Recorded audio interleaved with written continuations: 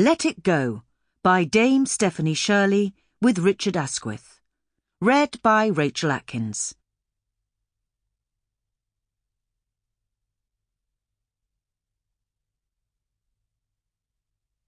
Let It Go. Forward.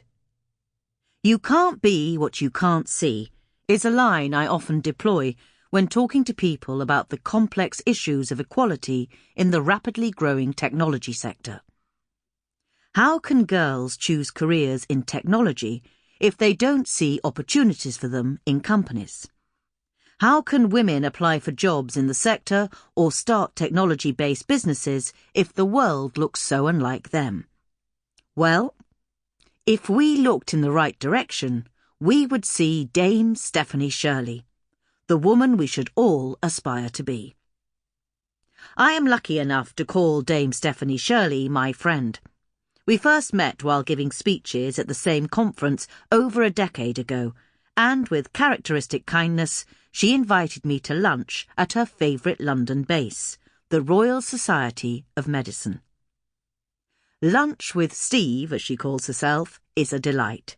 She has a wit, strength and intelligence that are rare. I am certain that she will be infuriated I even mention it, but her energy is remarkable and would be for a woman even half her age.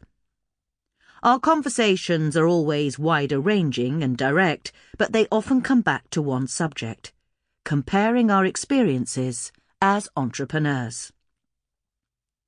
I co-founded lastminute.com at a time when people were sceptical in Europe that the internet was even going to survive, let alone thrive. We had to convince investors, suppliers, and of course customers that putting credit card details into a website was safe and might actually be convenient. However, compared to the challenges Steve faced 30 years earlier, they pale into insignificance.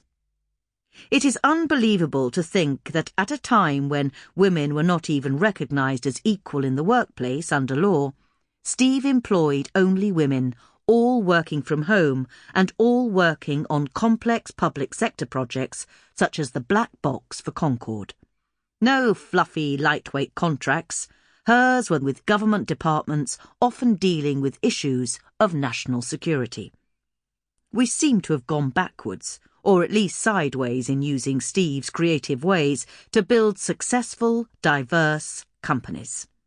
Steve trailblazed her way all those decades ago, and I believe we urgently need to look to her example if we want to create the most resilient, robust, and effective companies for the future. But it is not only her extraordinary success as a technology entrepreneur that marks out Steve. She is a role model for how to build your life, not just your company. Steve's philanthropic work is as remarkable as her commercial work. She has shown me how you can break down silos between the public and private, and how building an organisation with social aims is as entrepreneurial as building one for profit. Steve's beloved late son, Giles, had a form of autism that required full-time care. Faced with this mammoth personal challenge, Steve didn't just provide for that care, she reimagined how children like him should be looked after and built Prior's Court, a school and home for autistic children. I have visited the school and it is beautiful. Set in the rolling English countryside, what struck me immediately was the art all over the grounds. Steve was so perceptive in understanding that often it is this art to which the children can most easily and quickly relate. All the facilities for the children are world-leading, but when I visited with her, Steve was still restless and keen to keep adding to them.